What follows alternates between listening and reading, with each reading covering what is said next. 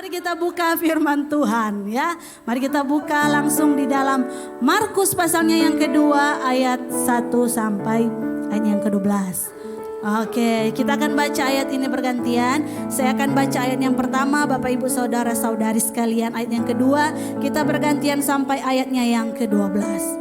Kemudian sesudah lewat beberapa hari, waktu Yesus datang lagi ke Kapernaum, tersiarlah kabar bahwa ia ada di rumah.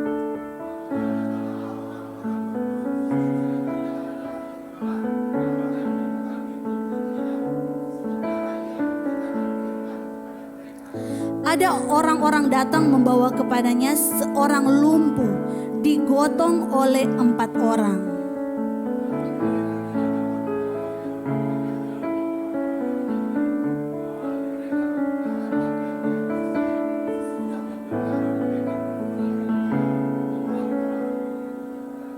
Ketika Yesus melihat iman mereka, berkatalah ia kepada orang lumpuh itu, "Hai anakku, dosamu sudah diampuni."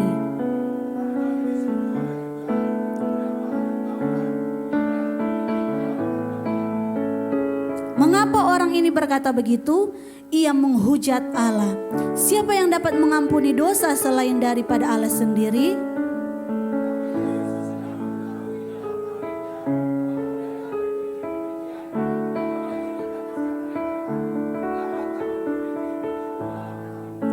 Manakah lebih mudah, mengatakan kepada orang lumpuh ini, "Dosamu sudah diampuni," atau mengatakan, "Bangunlah, angkatlah tilammu dan berjalan"?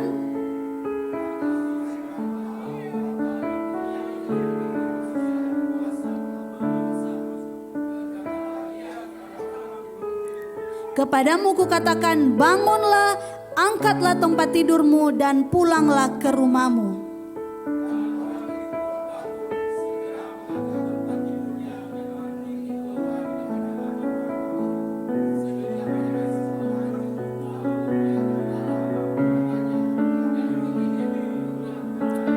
Oke, puji Tuhan. Nah, pagi hari ini kita akan sama-sama belajar firman Tuhan. Mulai pada ayat yang pertama, Markus pasal 2 ayat yang pertama. Di sini firman Tuhan berkata, "Kemudian sesudah lewat beberapa hari, waktu Yesus datang lagi ke Kapernaum, tersiarlah kabar bahwa ia ada di rumah." Jadi peristiwa ini Yesus datang lagi ke Kapernaum. Jadi ayat ini menjelaskan kepada kita bahwa sebelumnya Yesus ada di Kapernaum. Kalau kita baca dalam Markus pasal yang ke-1, Yesus ada dalam rumah ibadat di Kapernaum, dan di situ Yesus mengajar, Yesus mengusir roh jahat dari seorang yang kerasukan pada waktu itu. Dan setelah itu pun Yesus banyak melakukan mujizat. Yesus banyak menyembuhkan bermacam-macam penyakit. Yesus juga menyembuhkan orang yang sakit kusta. Yesus juga mengajar, dan kalau kita baca pada Markus pasal yang ke-1. Dan setelah itu di pasal yang kedua Yesus kembali ke Kapernaum. Nah, mungkin kita bertanya, kenapa Yesus kembali lagi ke Kapernaum? Kita yakin percaya ada yang akan Yesus lakukan di Kapernaum. Amin. Ada hal yang luar biasa yang akan Yesus kerjakan di situ. Makanya Yesus kembali ke Kapernaum. Kalau kita membaca firman Tuhan ini, dikatakan di situ orang banyak berkerumun sehingga tidak ada lagi tempat, bahkan di muka pintu pun tidak. Pernah lihat kerumunan? Pernah ya? Bagaimana rasanya ketika kita ada di kerumunan? Apa yang kita rasakan? Boleh bantu? Ya, panas, apalagi mungkin pengen ke toilet, bersuar, berkeringat ya. Apalagi yang asma pasti akan susah nafas ya. Pasti ada saja yang dirasakan orang pada waktu itu ketika mereka berada di kerumunan. Kabar tentang kedatangan Yesus begitu cepat tersiar di seluruh kota.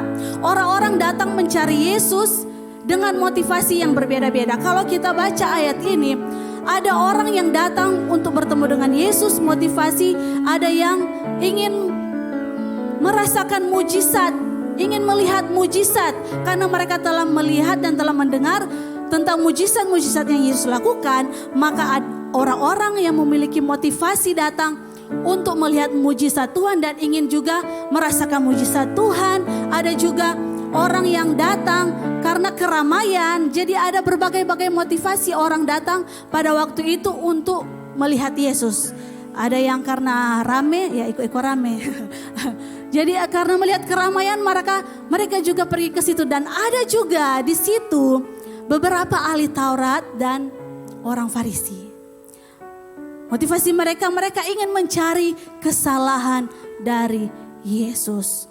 Yesus tahu siapa saja yang ada di situ dan Yesus tahu tujuan apa mereka ada di situ, untuk apa mereka ada di situ. Apa yang bisa kita pelajari dari ayat ini, dari ayat pertama yang kedua? Yang bisa kita pelajari dari ayat ini bahwa motivasi engkau datang kepada Yesus menentukan hasil yang akan engkau terima. Amin. Motivasimu itu menentukan hasil apa yang akan engkau terima. Kalau orang-orang pada waktu itu mereka memiliki motivasi, mereka ingin mengalami kesembuhan, mereka mengalami kesembuhan. Tetapi ada ahli Taurat, orang Farisi, motivasi mencari kesalahan Yesus. Pelajarannya bagi kita semua.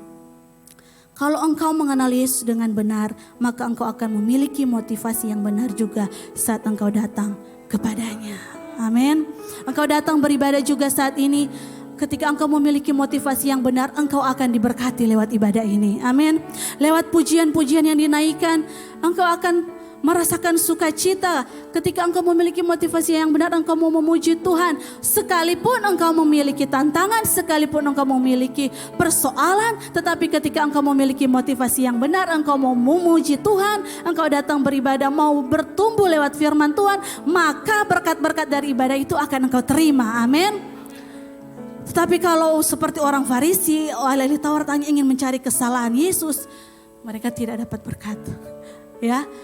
Kita juga kalau motivasi kita salah, kita hanya mencari-cari kekurangan dari gereja ini, ya mungkin kau kau tidak akan menerima berkat dari ibadah itu. Engkau mungkin pulang dengan bersungut-sungut karena engkau hanya mencari, oh ini gereja ini DP kurang ini. Tetapi ketika engkau memiliki motivasi yang benar, engkau lihat Yesus, engkau punya motivasi bahwa engkau mau bertumbuh, engkau mau semakin kenal Yesus, maka di situ engkau akan mengalami berkat dan mujizat Tuhan. Amin. Amin. Puji Tuhan. Lanjut ya. Lanjut ayatnya yang ketiga.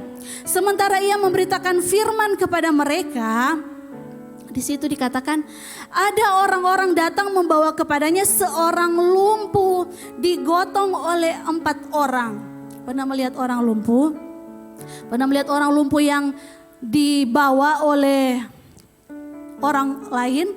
Mungkin kalau dari satu tempat dari sini ke sini mungkin mudah. Tapi bagaimana kalau dari satu tempat ke tempat yang lain? Apa yang akan dirasakan orang-orang yang membawa seorang lumpuh ini?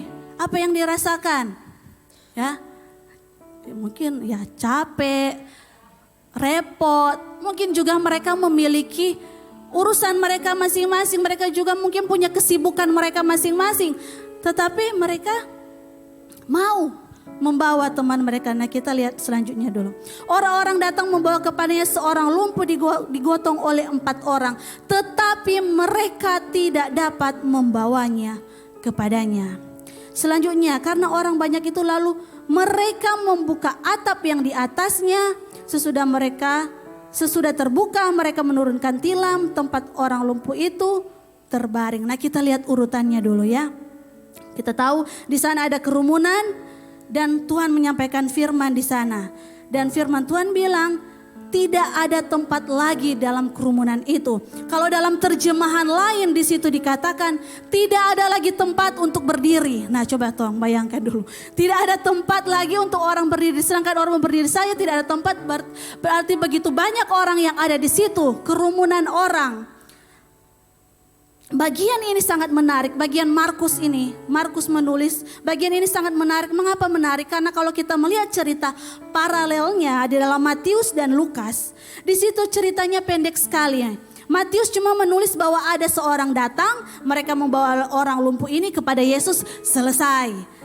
Di Lukas ada cuma tertulis ada orang datang, mereka naik lalu menurunkan orang lumpuh ini ke hadapan Yesus, selesai. Tetapi Markus di sini, Markus menceritakan bahwa ada orang datang, mereka menggotong orang lumpuh ini, membawanya ke atas karena sempitnya, karena ada kerumunan. Selanjutnya kalimat sesudah terbuka di ayat ini dalam bahasa Inggrisnya bukan tiba-tiba bukan tiba-tiba atap itu terbuka ya, tetapi mereka melakukan usaha. Mereka membuat lubang lalu menurunkan orang ini ke hadapan Yesus. Markus sengaja menulis begitu banyak hal yang dilakukan oleh keempat orang ini.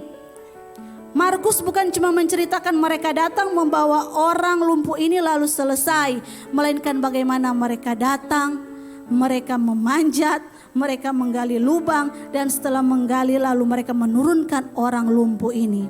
Inilah keunikan Markus dalam kisah ini. Dia menceritakan begitu detail. Bagaimana mereka datang, menggotong, baru bawa lagi ke atap, membuat lubang, lalu menurunkan. Tidak dikatakan siapa keempat orang ini. Apakah hubungan mereka dengan orang lumpuh ini? Apakah keluarga dari si lumpuh ini? Ataukah teman dari si lumpuh ini? Atau tetangga? Atau sekampung? Ya, tidak dikatakan di sini. Tetapi keempat orang ini memiliki belas kasihan. Mereka mengasihi orang lumpuh ini. Mereka ingin agar supaya orang lumpuh ini bisa berjumpa dengan Yesus. Mereka ingin orang lumpuh ini berjumpa dengan Yesus. Amin. Ya, kasih tepuk tangan dulu buat Tuhan kita yang dahsyat dan luar biasa. Semangat mereka untuk membawa orang kepada Yesus itu sangat luar biasa. Kalau kita mau lihat apa yang dilakukan oleh keempat orang ini, kita mulai urutannya. Yang pertama mereka menggotong atau membawa. Mereka membawa, mereka sama seperti saya tanyakan tadi, apa yang dirasakan ketika membawa seorang dari satu tempat ke tempat yang lain. Itu ada rasa capek, itu mereka meninggalkan kesibukan mereka. Tetapi itu adalah pengorbanan yang mereka lakukan agar supaya teman mereka bisa berjumpa dengan Yesus. Amin. Selanjutnya bukan cuma sampai di situ. Ketika mereka melihat ada kerumunan, mereka tidak berhenti. Oh, pulang Jo.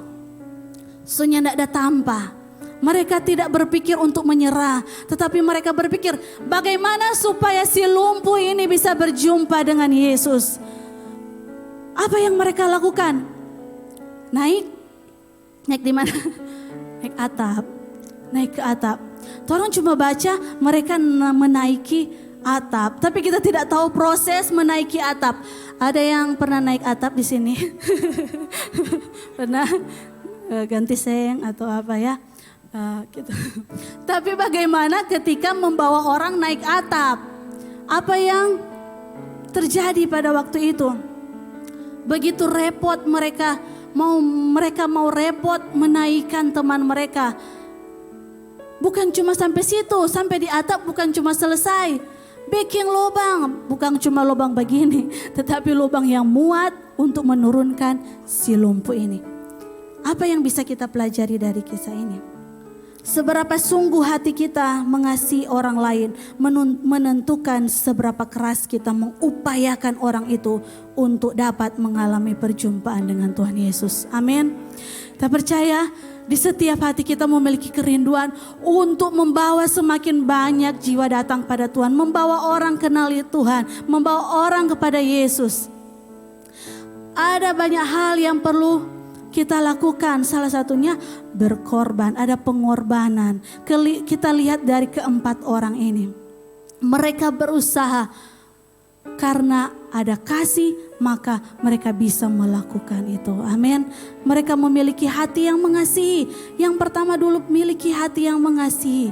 Miliki hati yang mengasihi orang lain agar supaya mereka bisa datang kepada Tuhan. Mereka bisa mengenal dan merasakan kasih Tuhan itu yang luar biasa. Kita bawa semakin banyak jiwa datang kepada Tuhan. Amin. Nah, dalam proses ini tidak mudah.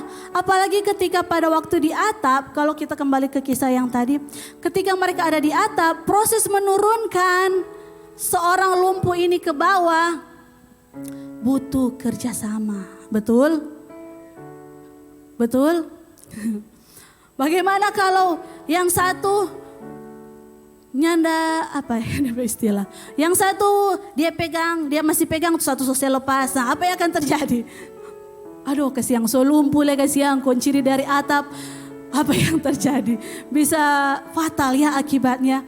Tetapi di sini kita belajar tentang kerjasama mereka, kesatuan mereka. Mereka memiliki hati yang rindu supaya si lumpuh ini bisa berjumpa dengan Yesus. Sehingga di situ ada kerjasama. Mungkin ada yang memimpin mereka. Dalam hitungan ketiga saya turun. Satu. Mungkin seperti itu ya. Ada kerjasama. Intinya ada kerjasama, ada kesatuan hati. Agar supaya si lumpuh ini bisa berjumpa dengan Yesus. Nah, bagaimana dengan kita? Mungkin kita tidak memiliki kekuatan untuk menggotong secara fisik seperti keempat orang ini. Tapi kita bisa menggotong mereka melalui doa-doa kita. Amin. Perhatian kita. Sekecil apapun yang kita lakukan buat orang lain supaya mereka bisa berjumpa dengan Yesus. Amin. Amin. Nah, mungkin juga ada yang sudah lama berdoa bagi seseorang, berdoa supaya dia bertobat, tapi sepertinya mungkin tidak ada pertobatan, tidak ada perubahan sama sekali atas diri orang tersebut. Dan mungkin kita mulai berpikir, oh Tuhan sudahlah, so capek berdoa buat dia. Apalagi tidak ada pertobatan, apalagi kalau tambahan dia bukan kita sapa-sapa. Tetapi jangan berhenti berdoa. Doamu bagi orang-orang yang membutuhkan jamahan Tuhan Yesus tidak pernah sia-sia. Amin. Apa yang kita lakukan, sekecil apapun itu yang kita lakukan untuk orang lain supaya dia berjumpa dengan Yesus, tidak pernah sia-sia. Katakan tidak pernah sia-sia. Tidak pernah sia-sia. Amin.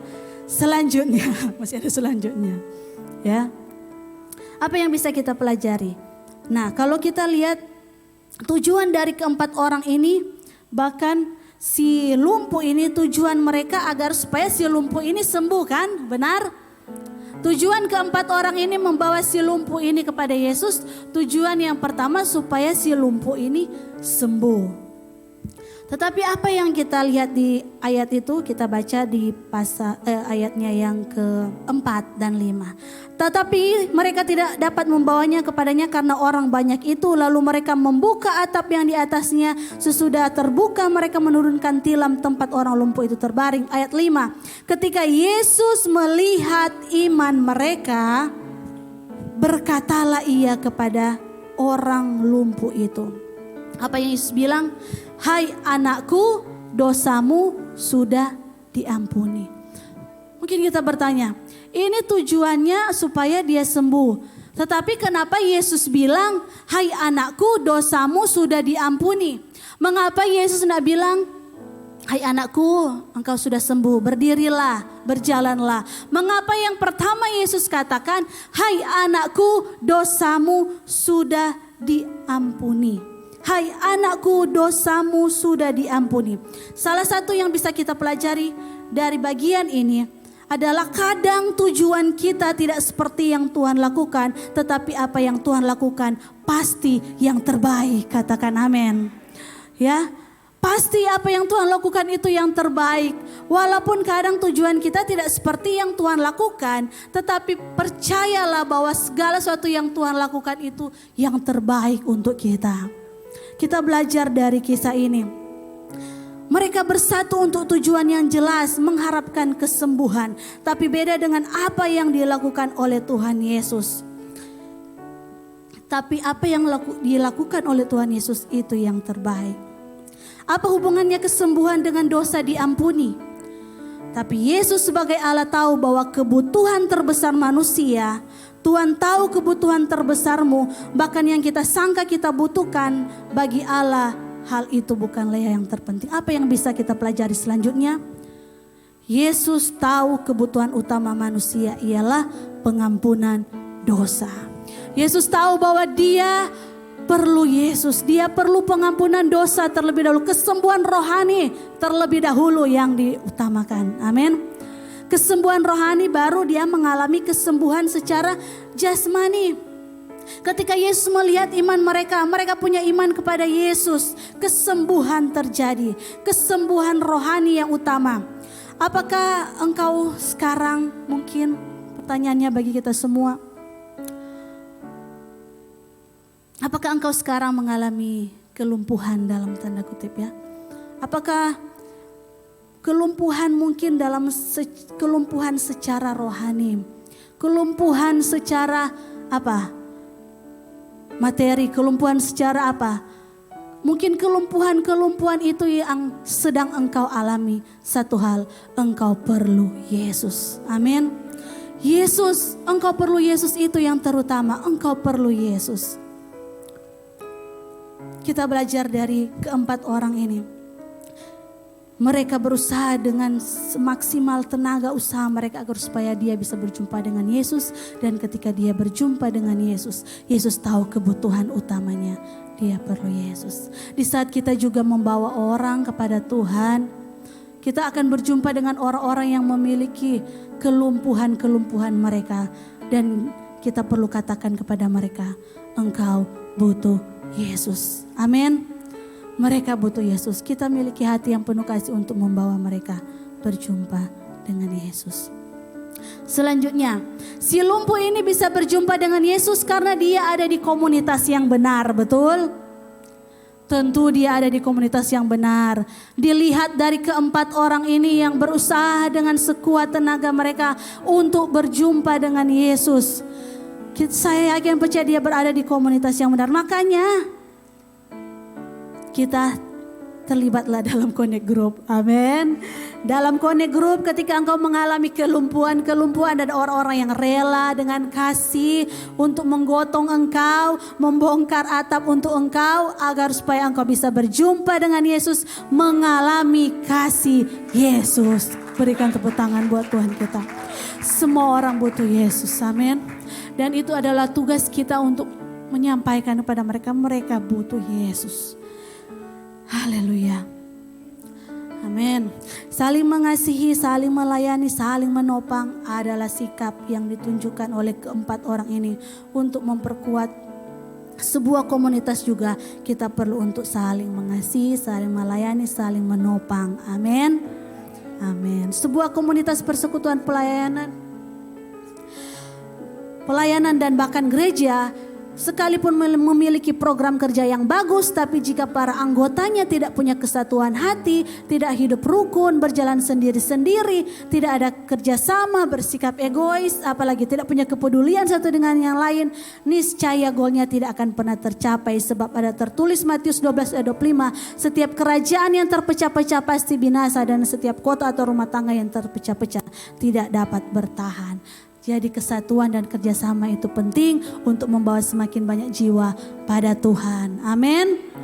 Nah, hal terakhir yang bisa kita pelajari dari kisah ini. Hal yang terakhir. Ini sudah. Ya, hal yang terakhir. Tidak peduli siapa yang mendapat penghargaan, yang penting Tuhan dimuliakan. Mengapa? Karena keempat orang ini tidak dicatat nama mereka.